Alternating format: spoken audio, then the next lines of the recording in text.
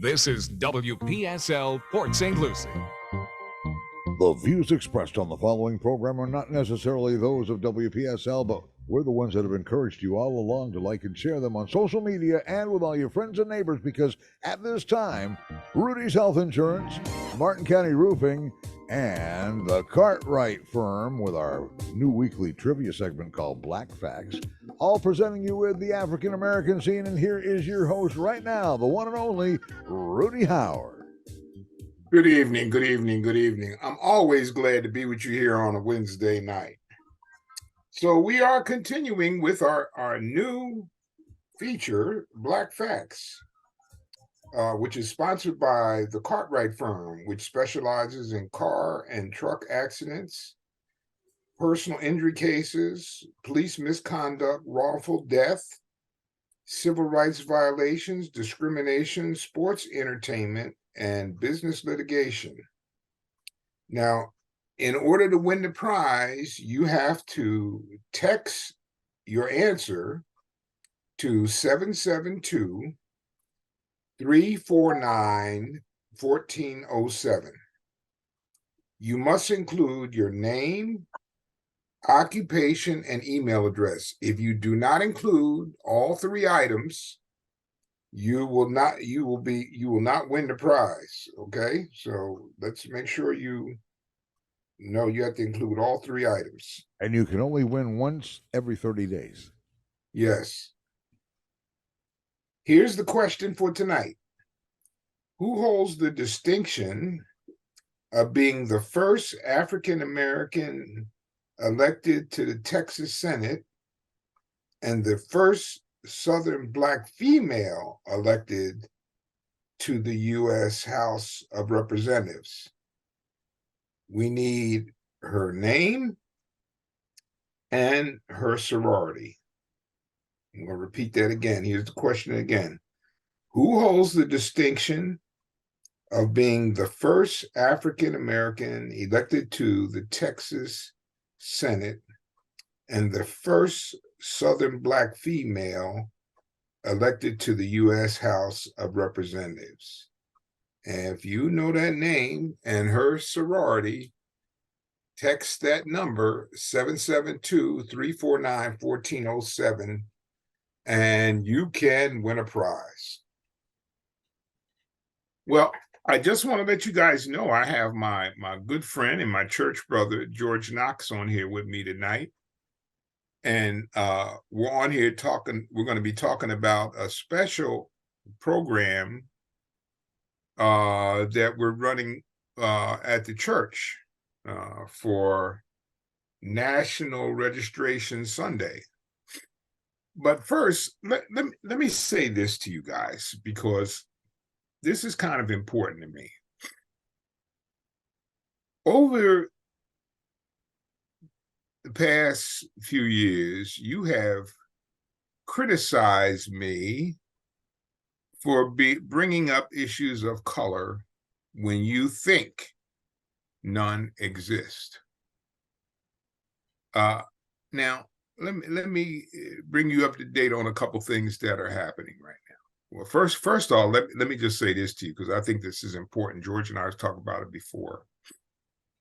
They had the first hearings for the Georgia trial on MSNBC. I guess it might have been on CNN too, but what I am begging you, now listen to me, I'm begging you, please turn that on, because I want you to purge yourself of all the misinformation and the conspiracy theories that you have absorbed that have led you down a path to believe things that just are not true.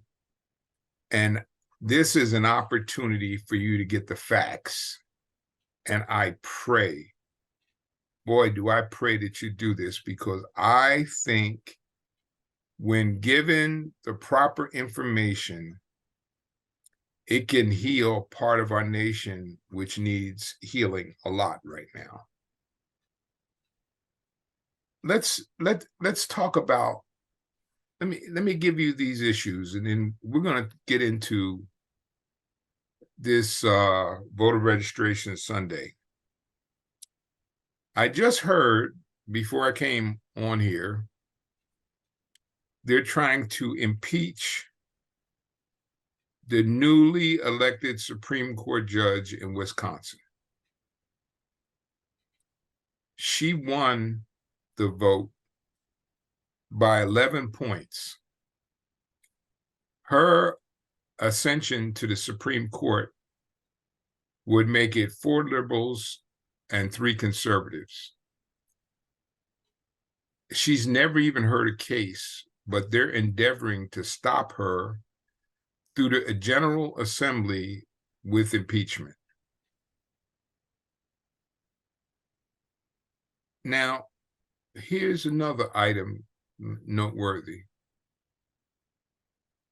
The judge ruled against the DeSantis Florida GOP plan in redistricting. The ruling states Florida district's redistricting plan violated the rights of Black voters as outlined in the state constitution. So the ruling states that the map that was drawn, now from what I had read, some of the GOP members had opposed this, but DeSantis pushed it anyway. The map now has to be redrawn with instructions on how to proceed. So they're going to get instructions on how to proceed. The map was designed specifically to dilute the power of Black voters. The strategy was called cracking and packing. I hadn't heard that before. Had you heard that before, George? No, that's a new one. Yeah, cracking and packing. Cracking refers to splitting minority groups among new districts. So the idea is to put minority groups in districts that they're not a part of.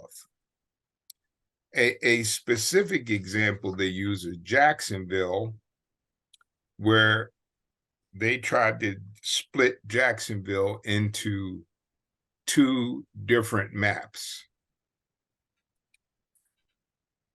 Packing is to pack as many minority voters into 1 or 2 districts. So that's cracking and packing, which I hadn't heard of before. But that describes the methodology they were using to develop the map. The suit in Florida was actually filed prior to the 2022 election, but the judgment had been postponed. So what we went through in 2022 was this distorted redistricting map, which they have been instructed has to be fixed. The other question is, the other issue is with Alabama. The Alabama congressional map that was recreated and was directed to do so by the Supreme Court. They were instructed to recreate the map by the Supreme Court, and they still did not do as the Supreme Court had instructed them, which was to come up with at least 2 districts which would be representative of African American people. The state attorney general has vowed to appeal this decision to the Supreme Court. So why have I told you about these three little things? I am in favor of democracy. These are anti-democratic behaviors designed specifically to retain power. My question to you tonight, and you can call in and answer it, and then we're going to get in, then I'm going to start talking with my guest, George Knox. Tell me, why do you see this as a problem? Or do you? Or do you see this strictly as political gamesmanship? Do you think Black and brown people have a right to fair representation? I'm going to give you another quick piece of information, and then we're going to start talking to George. Here are the states with the largest Black population. Georgia, 3,498,486.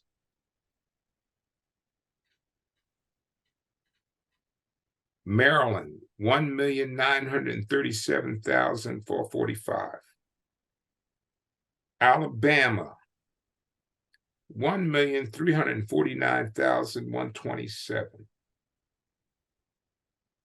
North Carolina, 2,392,742. New York, 3,396,120. And Florida, 3,735,264. So Florida has a pretty substantial Black population. So I gave you those statistics so you can understand why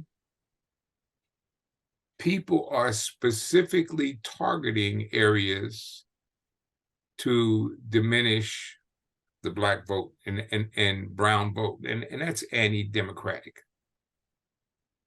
But okay, we're going to move on. And now, George, my friend and my church brother, was a principal player in helping to form this group of guys from church called the Brotherhood of Forerunners. Let me give you the mission statement of the Brotherhood of Forerunners. The Brotherhood was founded on April 20th, 2023 in Port St. Lucie, Florida, by like-minded men of African descent who were born before 1973. Members of the Brotherhood are committed to lifting and strengthening the Black race as their major life intention. Membership requires development of a reflective spirit, human understanding, the power of focus, attention on service, respect, brotherly love, and compassion, recognition of human needs. The Brotherhood is open to all men who qualify regardless of race, culture, origin, or political preference, affiliation, or contrarian point of view. The purpose is to combine the gifts and talents in pursuit of human equality, successful living, and justice by servicing as mentors to young Black male adults who were born into an environment that minimizes opportunities for natural growth and development and success, identifying and pursuing civic projects and collective activities that result in the unity and betterment of the communities in which we reside. Forming a bridge to our past and a focus on the future of our country by recalling and sharing our life histories and experiences and those of our kindred who have conquered trials and adversity along the path to the present. Promote the design of a future where all men, regardless of descent, are essential players and valuable contributors to a prosperous and peaceful society. Equipping the young generation to live constructively and creatively. As elders of our generation, our intention is to create an environment and build a space for men who acknowledge our common heritage and our common destiny, where our individual differences can be subordinated to the will of our Creator and the greater good, where those who would gather can appreciate the power of one life and love of the one soul, where we serve as a beacon and guide into the future of our emerging society. George, you put that together. Well, and it actually arose out of this collective thinking that we were talking about. The Brotherhood of Forerunners actually began as a group of retired men who gathered together for breakfast every Saturday morning for the purpose of enjoying each other's company and what we affectionately call man talk and some trash talk. It was just a fun event, taking advantage of the opportunity that we have to bond as Black men with less of the worldly pressures to deal with, because the age part of it is important. The persons who founded, we call it a group that became an organization, are more than 70. The age range of our founding members is like between 72 and 98, literally. And the more we talk, the more we share about our life experiences, the more we discover that each of us brought a different perspective about our worldview as it is now based upon our life experiences. And when we started to share that, we also understood that each of us brought a contribution, a perspective and a contribution to what was emerging as what we call common purpose. And so we decided that we would organize ourselves in order that we might be able to pool our talents and together decide upon enterprises and projects that we could work on as an identified group that would serve the purposes that you enumerated. That is the general uplifting of the Black community, creating and hopefully contributing to the building of a legacy based upon our ability to share our life experiences to the upcoming generation in a way that brings value through mentorship and, again, teaching emerging adults and emerging leaders about what leadership is and what manhood is from the perspective of responsibilities if you occupy a position of responsibility. And also to make certain that as economics is so important in terms of the success or failure of a community, that we find ways that we receive a proportionate share of the economic opportunities that are available. but also that we create our own opportunities to participate, especially in the local economy. And all of that gave rise to a couple of projects. Stop me when you get ready. No, go ahead. All of these conversations and the fact that we then decided to formalize, to write down what it is that would identify who we are and what we stand for. And that's the way the mission statement arose. We were very, very selective and careful in our identification, or the marks of our identification. The Brotherhood of Forerunners really suggests that this is a group of tribal leaders, if you will, who can see into the future based upon the experiences of our past.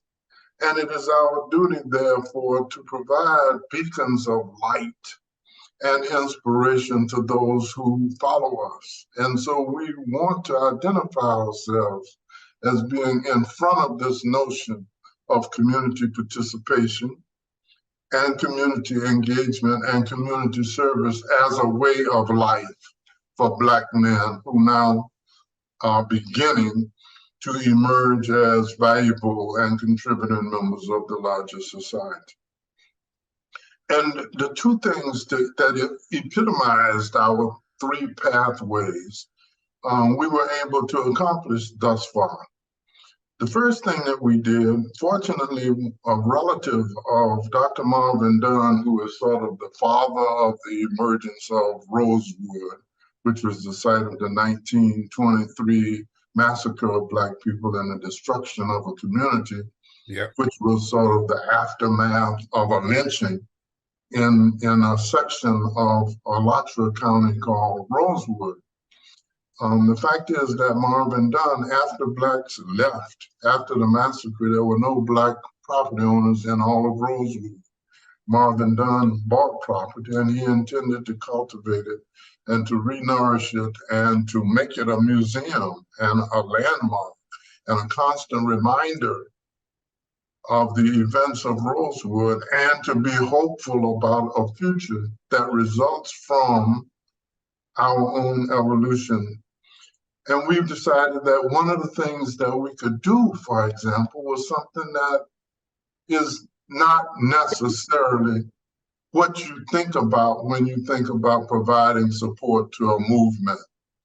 And what the Brotherhood decided to do was to install lights and cameras to secure the property, which is the site of this new development devoted exclusively to the life of Black people and the future, so that it would then be identified even further as a sacred, hallowed place that deserves protection and deserves a freedom from intrusion by others who might even bring bad vibes, if you will, into this sacred space.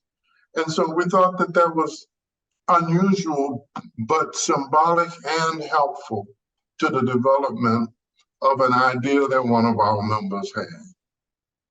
The second thing that we're working on now, and this will lead us to voter registration Sunday, is, again, this notion of civic participation in a meaningful way. The accounts of today's news that you gave, Rudy, for example, an appreciation of the way that politics as a feature of life are being played in the sense of being the only game in town, actually, in terms of communal living right now. The machinations of politics are going to determine how we live from this point, especially 2024 and beyond. That it's necessary for us to become players in that arena. And in order to do that, we have to appreciate the value of being a player. And we also have to appreciate the power that we possess once we engage in the battlefield, if you will, without any exaggeration, on which this so-called civil war is really being played now. Amen. And so we have to see the process of democracy in an entirely different way. We have to see it as now a convergence of interests between citizens, which will determine the future of America itself because of its change in demographics only, or at least as an integral part of everything that's happening. And we have to appreciate who's growing and who's shrinking in the demographics of America. And so that is wait, we're going to take a little break, George. I am just, don't you go anywhere, just keep those thoughts, because we're going to come back and I want to give you an opportunity to expound a little further on your thinking, because I like what I'm hearing. And folks, if you want to call in and speak to either myself or George, please feel free to call in 340-1590. That's 340-1590. At Martin County Roofing, they build trust with quality work. With over 20 years of experience, they handle repairs, restoration, and new roofs for residential and commercial properties. Serving the entire Treasure Coast area, they're fully licensed, bonded, and insured, specializing in tile, metal, shingle, or flat roofs. Let them protect what matters most to you. Contact Martin County Roofing for a free estimate at www.martincountyroofing.com. Hi, this is Rudy Howard, your independent insurance agent. This means I represent multiple companies which will allow me to match you with the best company for your needs. I am now officially Rudy's Health Insurance, LLC. So, if you need a Medicare plan or a health plan, call me. That number is 475-8856 or my Facebook page, Rudy's Health Insurance. I am ready to serve you. This is WPSL Port St. Lucie. And now, back to the African American scene. Once again, here's your host, Rudy Howard. You know, George, you and I are close enough in age that I find it quite disturbing that we have to have these discussions in 2023 when it seemed like we had crossed a bridge some years back, only to feel like it's just been kind of snatched away from us. And everyone keeps wanting to tell us that there's nothing wrong. It's all in our mind. And that's why I opened with the segments about Wisconsin, Florida, and Alabama. It ain't in our mind. It's real. And it's about power. And, you know, when my son was growing up, if he lost a game, I demanded that he be a gentleman. And if he wasn't, he'd be on punishment by dad, because we didn't play that. If you lost, you lost. If you did the best you could do, you do the best you could do. But cheating ain't part of it. And all of a sudden now, there is a anti-democratic principle that's emerging that says it's okay to do anything as long as I win. When did that happen, George? Well, it's all about survival. And people feel under siege because of the changes that are taking place in America specifically. At the same time, you know, when we go back, this notion of war is, I think, also a part of the DNA that emerges from a country when there's a frustration with the way that peace is working out. And the thing that I can pay more attention to is, arguably, as we see how complicated the legal issues are, they are complicated because very smart people are trying to effectuate change that is not consistent with the moral identity that we have been taught. Amen. And so you got to stay inside of the lines if you want to use sports analogy.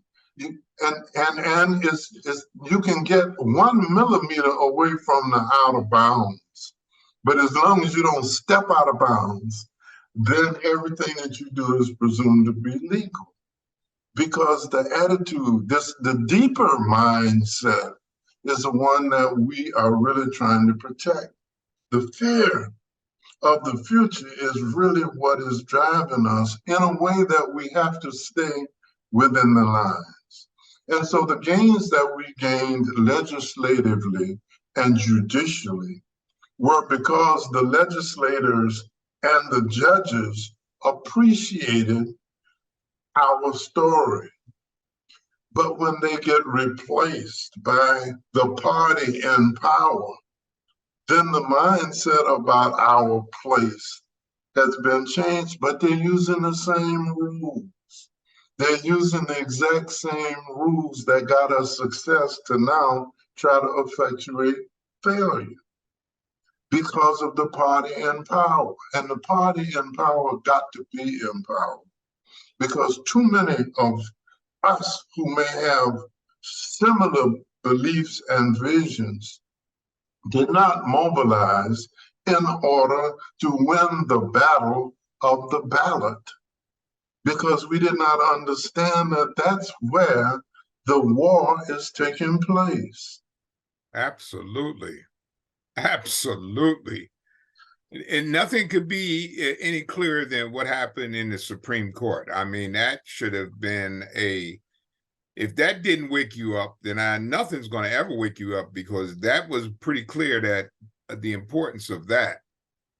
And so we end up with a Supreme Court now due to a disregard to rules that they set under Obama when they said, well, we don't think you should make a Supreme Court appointment when you're in the final stages of an election.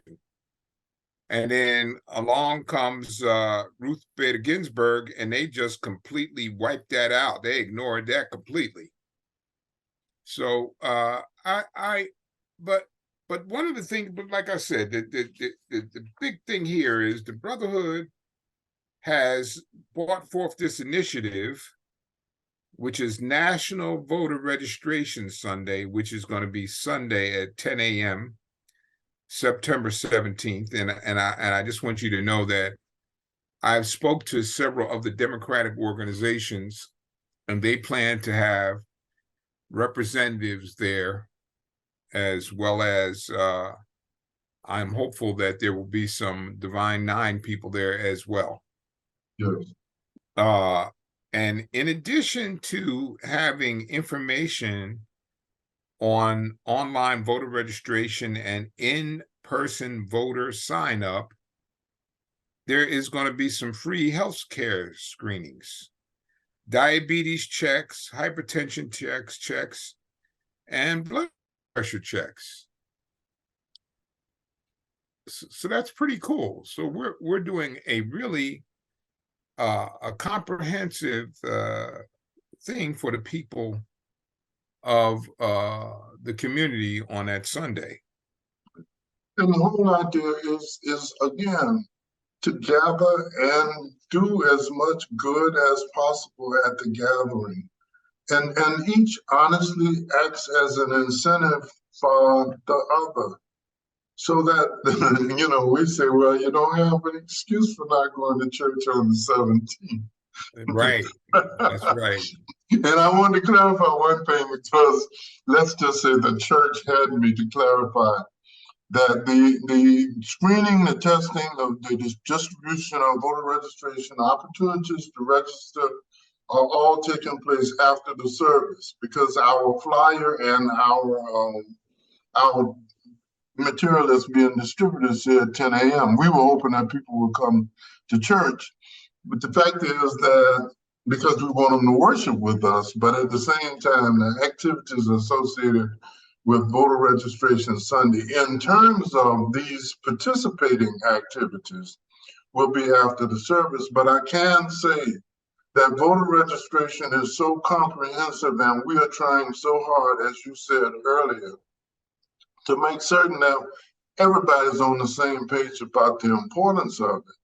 The pastor's sermon is going to be related to teaching the biblical word about participation in democracy and voting. And so the entire environment and every activity associated with the worship on that Sunday is going to be related to this notion of being in a position to participate in the affairs of the community and the nation as responsible citizens.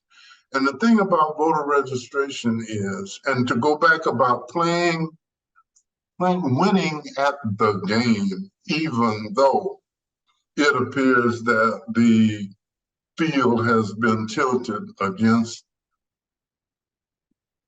people by trying to take away the franchise. The idea of online voter registration is what the Brotherhood is pushing, and we're asking all people who come in contact with the process of voter registration to consider, and that is online voting.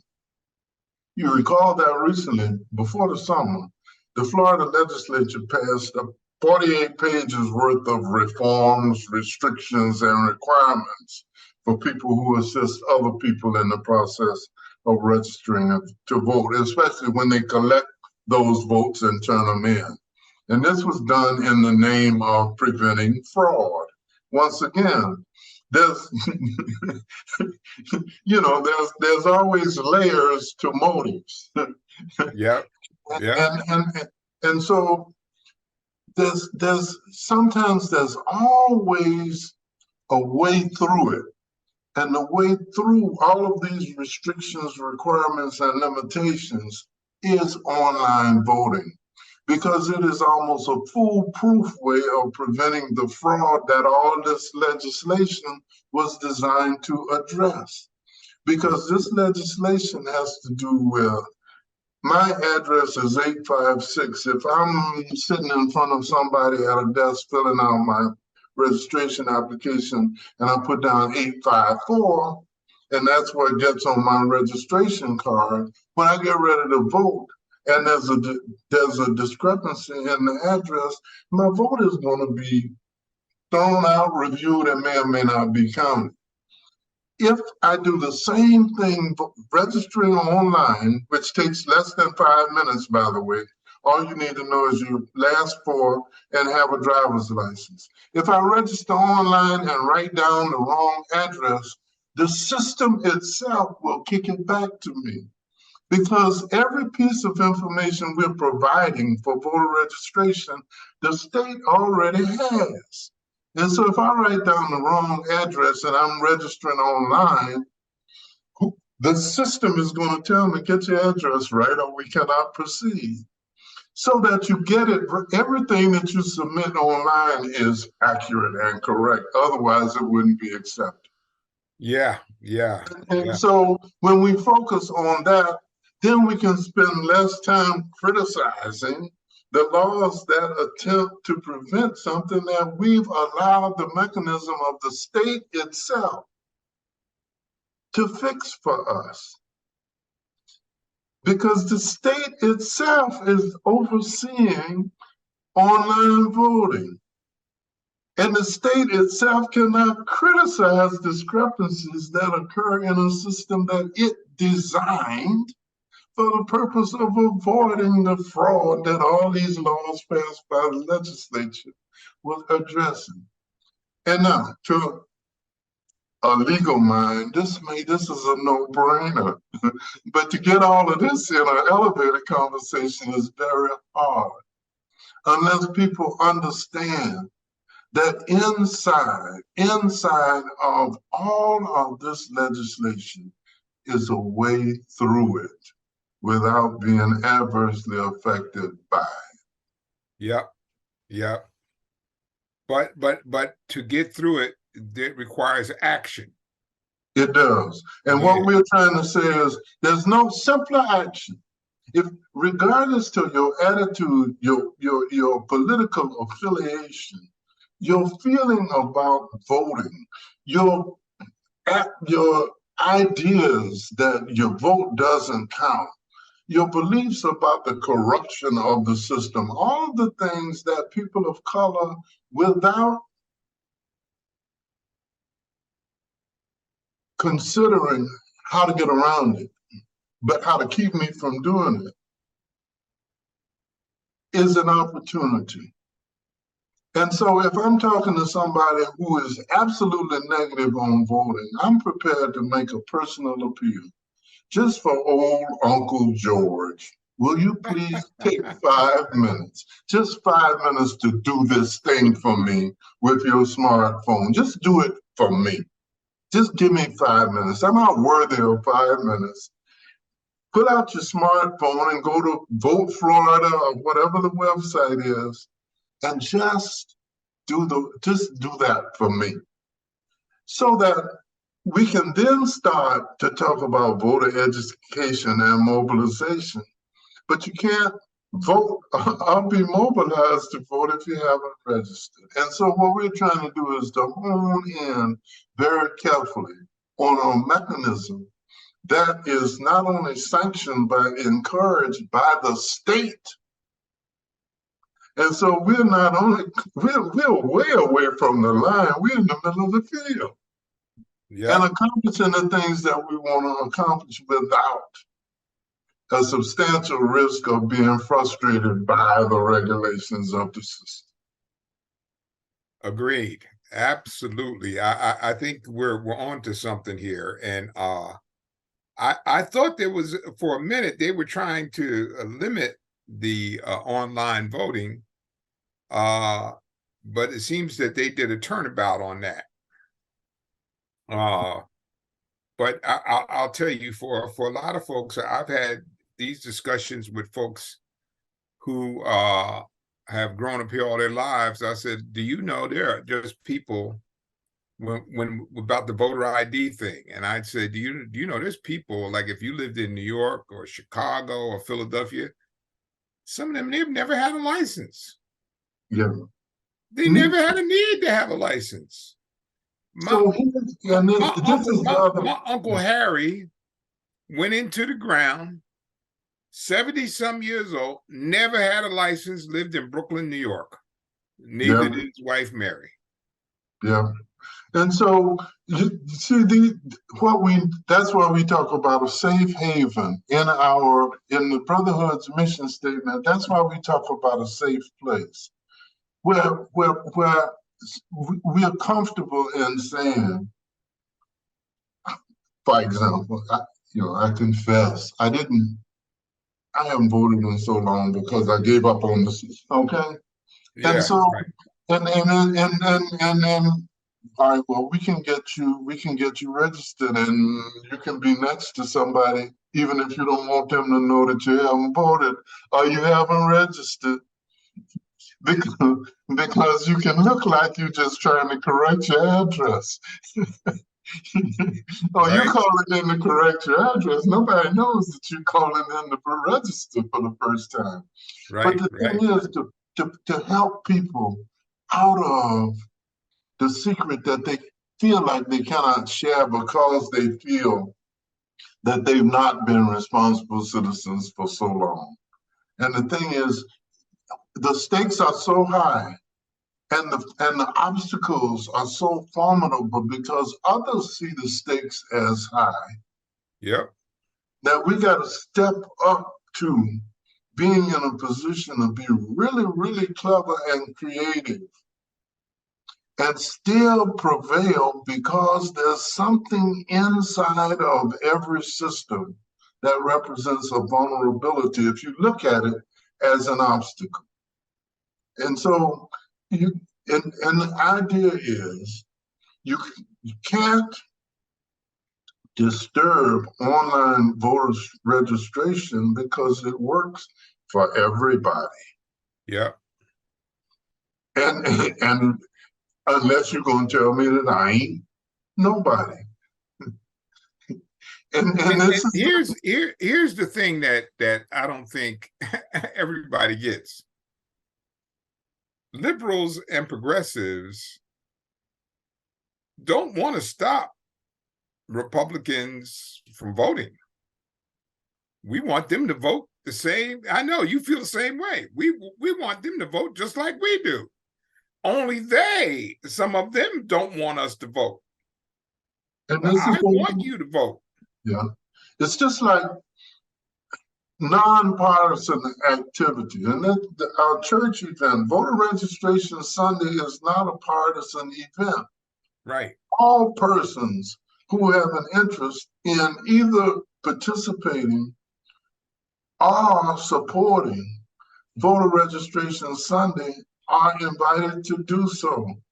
And you can't take responsibility for somebody's choice not to when there's an open and welcoming invitation to do so. And nobody has to say a word. Because if people say, I can't come because of A, B, C, D, and E, it's going to reveal something about what's in their hearts. It will. And so it's better to invite than to exclude.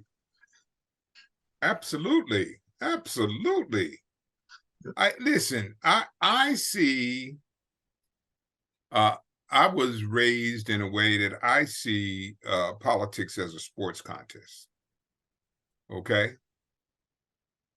Sometime you're going to win, sometime you're going to lose. But the whole idea of a political process is present your ideas. And if you have the best ideas, you will get the most votes. That's the way it's supposed to work. Now, if you don't have the best ideas and you're not willing to change, then you're not going to get the votes.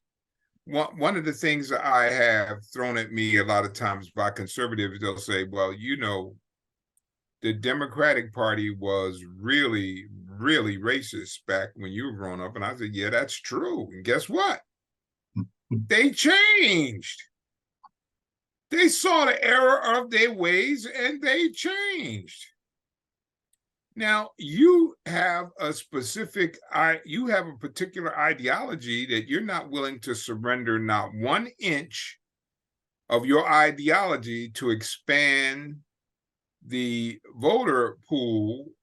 And I've said this on my show more times, and Cliff will tell you this.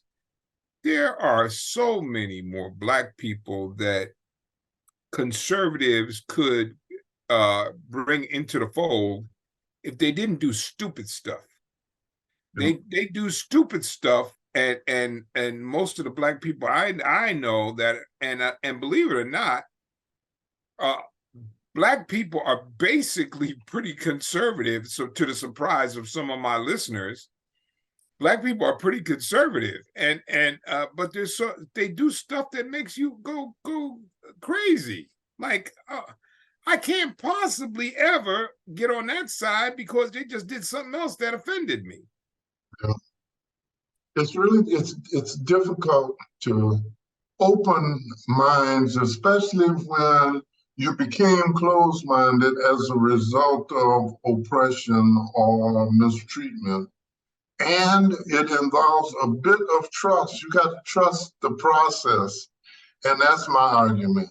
The process is essentially pure. It gets distorted by people with bad intentions.